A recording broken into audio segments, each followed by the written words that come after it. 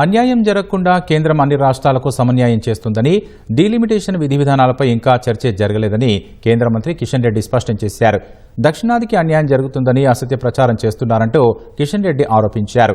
దక్షిణాది ప్రజల సంక్షేమం కోసం కేంద్రం కట్టుబడి ఉందన్న ఆయన దక్షిణాది రాష్ట్రాలకు ఏదో జరిగిపోతోందని ప్రచారం చేయడం సరికాదంటూ హితవు పలికారు. నిన్నటి సదస్సులో ప్రాంతీయ పార్టీల స్వప్రయోజనాలు కనిపిస్తున్నాయంటూ కిషన్ రెడ్డి విమర్శించారు.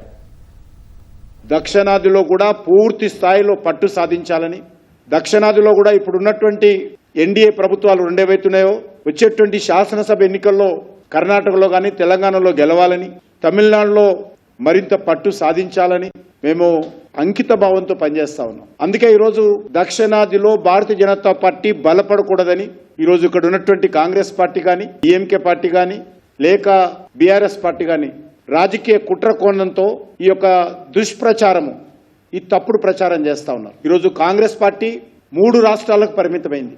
ఆ 3 రాష్ట్రాల్లో ఎప్పుడు ఎన్నికలు వచ్చినా దక్షిణాదిలో ఉన్నటువంటి 2 రాష్ట్రాలు కానీ, ఉత్తరాన ఉన్నటువంటి హిమాచల్ ప్రదేశ్ కానీ భారతీయ జనతా పార్టీకి ప్రజలు పట్టం కట్టబోతా ఉన్నారు.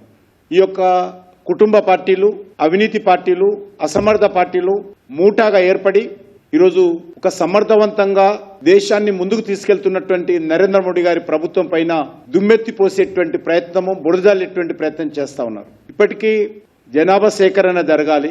డీలిమిటేషన్ కమిటీ పార్లమెంట్లో చట్టం చేసి కమిటీ కాన్స్టిట్యూట్ చేయాలి. ఆ కమిటీ దేశమంతా విస్తృతంగా ప్రజల యొక్క, రాజకీయ పార్టీల యొక్క, మేధావుల యొక్క సలహాలు, రాష్ట్ర ప్రభుత్వాల సలహాలు తీసుకోవాలి. ఇందులో రాష్ట్ర ప్రభుత్వాల పాత్ర చాలా కీలకంగా ఉంటుంది. ఇప్పటికీ అసలు దీనిపైన ఏ రకమైనటువంటి ఆలోచన చేయకముందే ఏదో జరిగిపోతుందని, ఏదో అన్యాయం జరుగుతుందని రేవంత్ రెడ్డి, కేటీఆర్ ఒకే మీటింగ్లో కూర్చొని మాట్లాడడం ఏదైతున్నదో ఇది పూర్తిగా వాస్తవ విరుద్ధమని సందర్భంగా మనవి చేస్తా ఉన్నాను.